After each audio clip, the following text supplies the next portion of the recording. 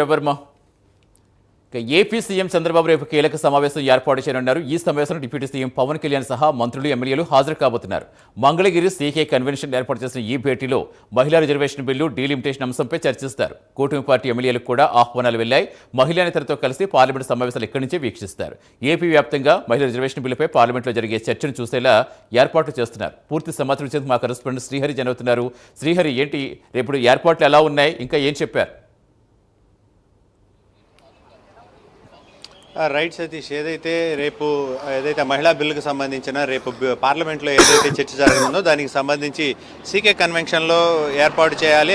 అదేవిధంగా మూడు పార్టీల నేతలు, అదేవిధంగా ఇతర పార్టీ నాయకులు, మహిళా నాయకులు ఎవరైతే ఉన్నారో వీరంతా కూడా ఒకే చోట అందరూ కూడా ధన్యవాదాల తీర్మానం ఏదైతే అంటే ధన్యవాదాలు తెలపాలి ప్రధాని నరేంద్ర మోదీకి అని చెప్పని భావిస్తున్న తరుణంలో రేపొద్దున మంగళగిరి సీకే కన్వెన్షన్లో అయితే ఈ ఏర్పాట్లు అయితే జరుగుతున్నాయి. ప్రస్తుతం ఏదైతే మహిళా రిజర్వేషన్ బిల్లు 33%కి సంబంధించి ఏదైతే రేపు పార్లమెంట్లో బిల్లు పాస్ అవనున్న నేపథ్యంలో ఓవరాల్గా అన్ని పార్టీల నాయకులు హాజరు కావాలి, మహిళా నాయకులు హాజరు కావాలని చెప్పని ఇప్పటికే రాష్ట్ర ముఖ్యమంత్రి చంద్రబాబు నాయుడు ఇప్పటికే అందరికీ కూడా అన్ని పార్టీల నాయకులకు లేఖ రాశారు. ఈ నేపథ్యంలోనే నిన్న కూడా ఏదైతే మూడు పార్టీల నాయకులు ఎవరైతే ఉన్నారో కీలక నాయకులు, పార్టీ అధ్యక్షులు నిన్న సీఎం చంద్రబాబు అధ్యక్షతన కీలక భేటీ అయ్యి ఎలాంటి నిర్ణయాలు తీసుకోవాలి, దాంతోపాటు మంత్రులు ఏదైతే పార్లమెంట్ సభ్యులు ఉన్నారో వీరంతా కూడా మద్దతు తెలిపే క్రమంలో వారంతా కూడా బీజేపీకి మద్దతు తెలుపుతూ అక్కడ అండగా నిలవాలని చెప్పని కూడా వారైతే సూచించారు. ఈ నేపథ్యంలోనే రేపొద్దున అయితే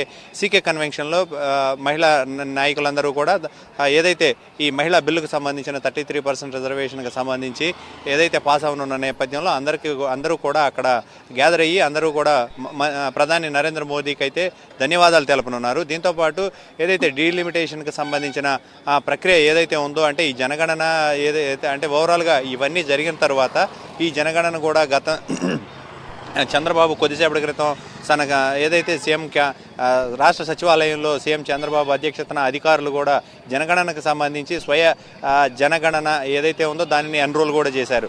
ఏదైతే యాప్ ప్రత్యేక వెబ్సైట్ ఇచ్చిందో వెబ్సైట్ నుంచి కూడా ఈ సొంత ఏదైతే స్వీయ గణనకు సంబంధించి ఆయన సొంత డీటెయిల్స్ ఏవైతే ఉన్నాయో అవన్నీ కూడా అందులో ఎంటర్ చేశారు. ఎంటర్ చేసిన తర్వాత ప్రజలందరికీ కూడా సీఎం చంద్రబాబు ఒక విజ్ఞప్తి అయితే చేస్తున్న పరిస్థితి.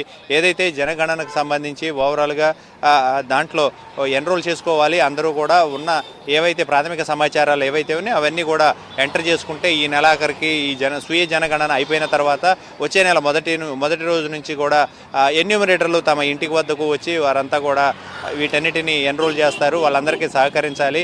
ఏదైతే హౌస్ హోల్డింగ్ సంబంధించి ఏవైతే వివరాలు ఉన్నాయో ఆ వివరాలన్నిటినీ కూడా వారు సేకరిస్తారు. వారికి సహకరించి అందరూ కూడా ఈ సమాచారాన్ని ఇస్తే వారంతా కూడా ప్రత్యేక యాప్లో భద్రపరిచి ఎలాంటి ఇబ్బందులు కలుగు చేయకుండా అయితే ఎలాంటి ఏదైతే గందరగోళ పరిస్థితులకు చెందాల్సిన అవసరం లేదు, ఇవంతా కూడా భద్రతగా జాగ్రత్త పరుస్తారని చెప్పనైతే వారు సూచిస్తున్న పరిస్థితి అయితే కనబడుతుంది. ఈ నేపథ్యంలోనే ఇందాక మరికొద్దిసేపటి క్రితం అయితే సీఎం చంద్రబాబు ఈ జనగణనకు సంబంధించి ఆయన కూడా ఎన్రోల్ చేసుకున్న పరిస్థితి. అయితే రాష్ట్ర ప్రజలందరూ కూడా ఈ స్వీయ జనగణనతో పాటు ఏదైతే వచ్చే నెల మొదటి రోజు నుంచి ప్రారంభం ఏదైతే ఎన్యూమరేటర్ల నుంచి ప్రారంభం అవుతుందో వాటన్నిటికీ కూడా రాష్ట్ర ప్రజలంతా సహకరించాలని చెప్పని అయితే ఆయన కోరుతున్నారు. అయితే ఈ నేపథ్యంలోనే ప్రజలు ఎలాంటి గందరగోళం చెందాల్సిన అవసరం లేదని కూడా ఆయన అయితే సూచిస్తున్న పరిస్థితి అయితే కనబడుతుంది. ప్రధానంగా ఇంటి యజమాని వివరాలు, ఇంట్లో ఏమేమి అంటే ఇంటిలో ప్రధానంగా ఆ కారు లేదంటే ఎలాంటి ఇంటిని ఎలా నిర్మాణాలు చేపట్టారు, ఎంతమంది ఉంటున్నారు, ఎవరికి అంటే వారి ఆరోగ్య భద్రత ఎలా ఉంది, దాంతోపాటు వారు ఉద్యోగ వ్యవస్థ, ఆర్థిక వ్యవస్థ ఇవన్నీ ఎలా ఉంది అనే దాని మీద కొంత ఆరా తీస్తారు. ఆరా తీసిన వాటన్నిటికీ సమాధానాలు చెప్పాలని చెప్పనైతే వారైతే సూచిస్తున్న పరిస్థితి అయితే కనబడుతుంది. Satish. Right, thank you Srihari.